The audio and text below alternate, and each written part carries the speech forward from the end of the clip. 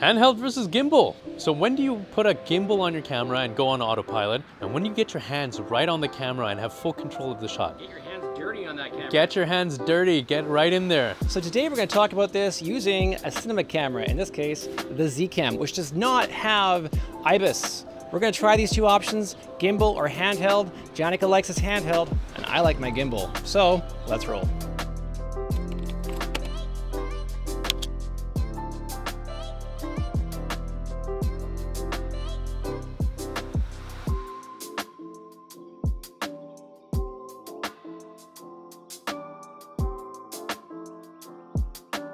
So welcome back, everybody. My name's Steven of Steven and Janica. I'm Steven and Janica's behind the camera over there. What up? And today we are talking about the pros and the cons of shooting handheld or shooting gimbal and when you need to utilize both scenarios. As I mentioned before, we are shooting today or talking about today the zcam E2-S6. And this is my work camera and I utilize this for all sorts of shoots, but it's a unique camera in the fact it does not have IBIS.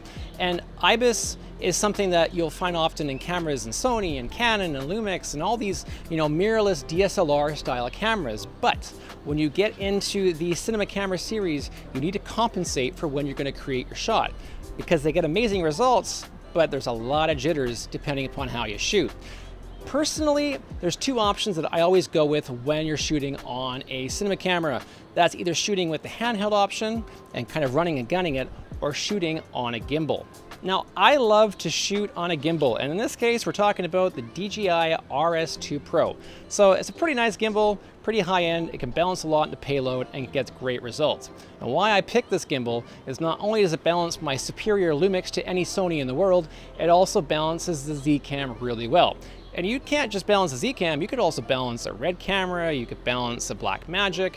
It's a very versatile gimbal for that purpose. So one really cool thing about utilizing a gimbal with a cinema camera is that a cinema camera, when it shoots in a really high frame rate in 4K or 5K or 6K or whatever it can do, when you slow that down in post and you pop it on top of a gimbal, you get some buttery smooth results for when you're shooting B-roll. But Steven, why on earth would you want a jittery camera look in your cinematic footage? Because it looks kind of cool.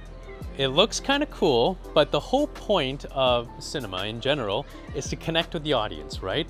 If you want to connect with your subject, you need to display the emotion they're feeling. Ooh. When you have a slow cinematic gimbal shot, it's not the same as if there was, say, a romantic scene between two people. If there's that tension and you have a little bit of camera wobble in there, that's what makes it so great. So here's an example. This is a monologue from Birdman, and it's really emotional. If you had slow, cinematic, gliding footage, it doesn't really measure the same way as with a little bit of camera wobble to really get you focusing on the subject, but also kind of conveying the emotion they're feeling, the tumultuousness of the scene. And that's why you want to go handheld, and that's why you want a little bit of camera shake. Not only do you learn about cameras here, you learn about complex adjectives. That's right. But there's always a limitation to that. And so when I started my videography for weddings, I was actually criticized quite a bit from people watching, not the bride and groom, they actually loved it, but I had a little bit too much camera shake.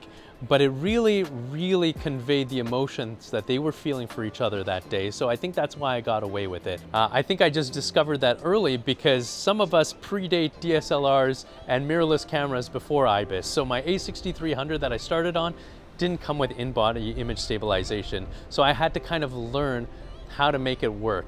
Okay, so here's some examples of handheld versus gimbal shooting. The handheld shooting is going to be 4K 24.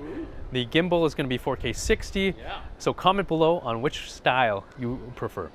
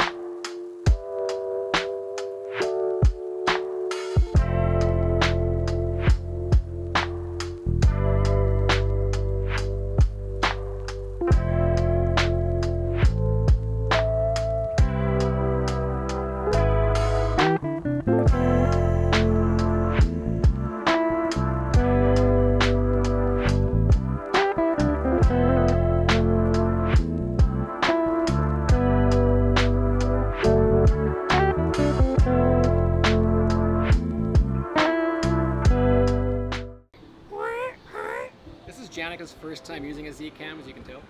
I like that it's beefy. Yeah. You know, if you want to get rid of a lot of those jitter shakes, you got to have some weight behind it for sure.